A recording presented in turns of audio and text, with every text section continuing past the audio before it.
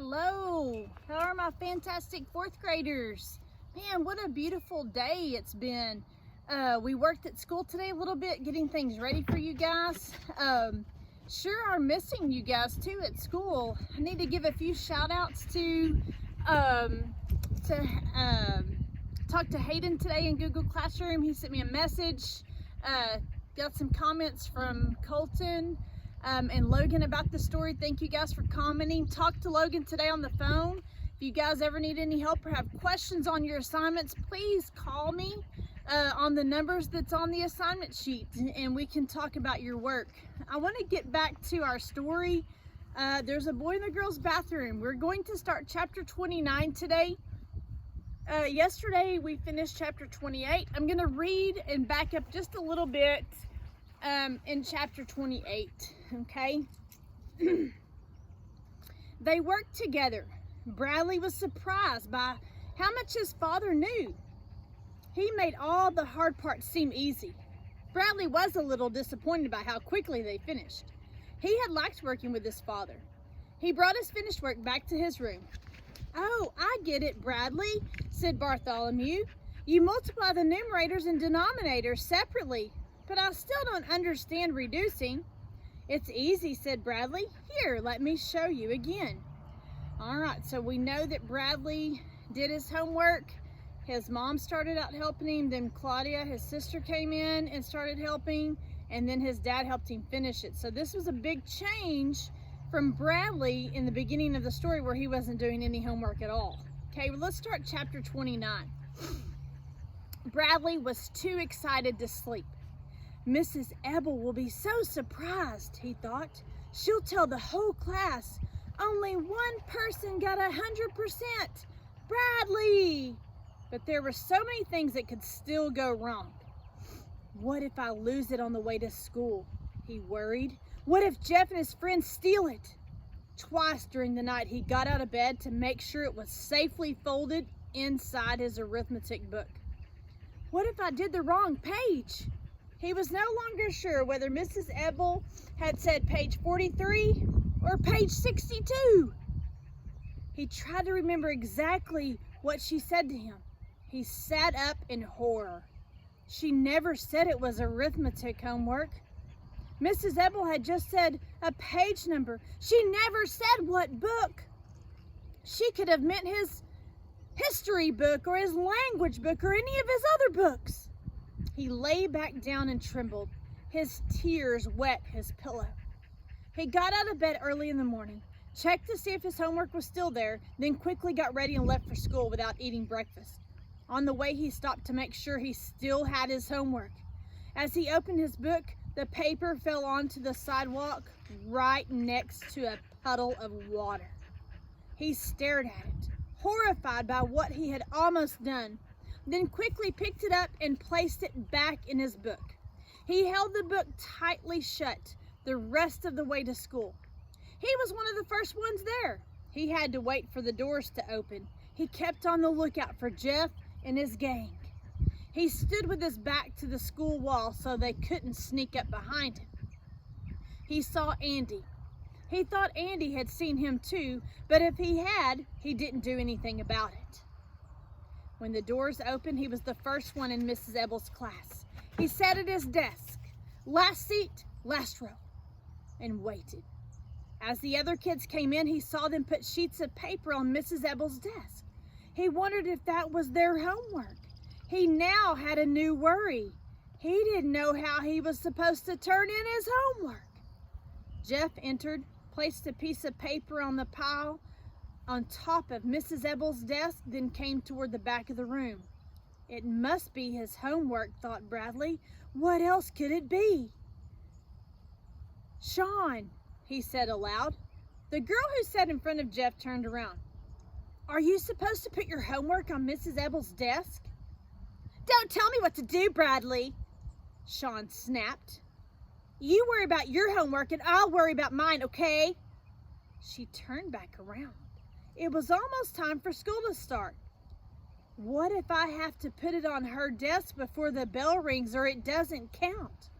He fumbled through his book for his homework, stood up, then headed for Mrs. Ebel's desk. He became more nervous with each step he took. His mouth was dry and he had trouble breathing. He could hardly see where he was going. He felt like he was going to faint. Mrs. Ebble's desk seemed so far away. It was like he was looking at it through the wrong end of a telescope. His heart pounded and his homework rattled in his hand. Somehow he made it to her desk and he tried to focus on the sheets of paper the other kids had put there. It looked like arithmetic homework, page 43. But instead of feeling better, he felt worse, like he was going to explode. "Do you want something, Bradley?" asked Mrs. Ebble. He looked at his homework, shaking in his hand. Then he tore it in half and dropped it into the waste paper basket next to Mrs. Ebble's desk. He instantly felt better. His head cleared and his breathing returned to normal. His heart stopped pounding. He walked back to his desk, took a deep breath, exhaled, and sat down. He folded his arms on his desktop, and lay his head down sideways across them. He felt sad but relieved as he gazed at the gold stars. Chapter 30. Bradley remained in his seat after everyone else had gone out to recess. He walked to Mrs. Ebble's desk. She was sorting papers.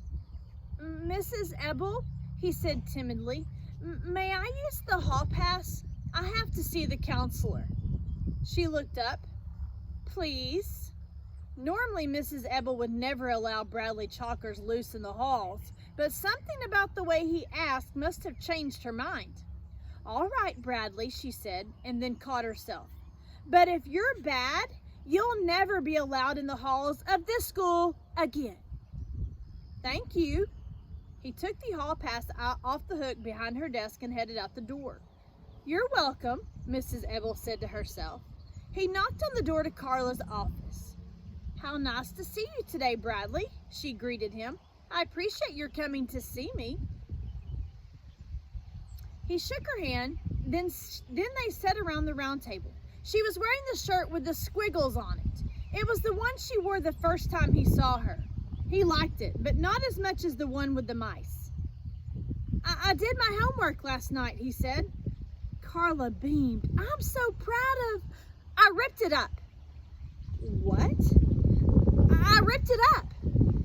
I brought it to school and I was just about to put it on Mrs. Ebble's desk, but then I ripped it up." "Why did..." Carla started to ask.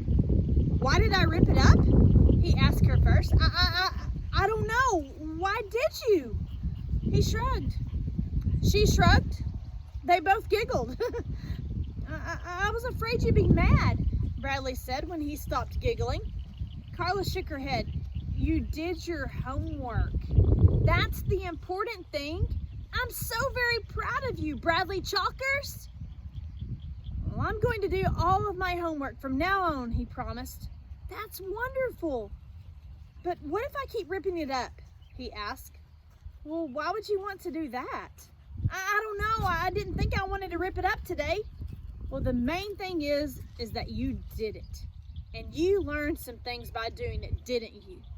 "Well, what of means?" said Bradley. "What of means?" Carla repeated. "Times," said Bradley. She stared at him, baffled. "Oh, right," she said, as it all suddenly connected for her. "Okay, so even though you ripped up your homework, you still remember what you learned. You didn't rip up your memory, and when Mrs. Ebble gives the next arithmetic test, you'll know how to answer the questions." "Well, if they don't change the rules," said Bradley. "What rules?" "Like, what if they decide to make of mean subtraction?" "They won't change the rules," Carla assured him, "whoever they are." "But what if I rip up my test too?" he asked. Carla looked at him as if he was being silly. "Has Mrs. Ebble given you any homework for tomorrow?" she asked. "Tomorrow's Saturday." Okay, for Monday." "No, we never have homework over the weekend." He spoke like an expert. like he'd been doing homework for years. But we have a book report due next week, only what? I don't have a book, and Mrs. Wilcott won't let me check out any from the library. Well, let's see, said Carla. Do you think you might know somebody else who might let you borrow a book? Think hard now. Bradley looked around at all the books in her office. May I borrow one of yours? He asked. Please, I won't scribble in it. Carla walked around the table, then picked out a book from a stack on top of one of her bookcases. It's my favorite, she said as she gave it to Bradley. He read the title and laughed. My Parents Didn't Steal an Elephant by Uriah C. Lasso. He opened to page 1 and read the first sentence. I hate tomato juice. He thought that was a funny sentence to start a book. He continued reading.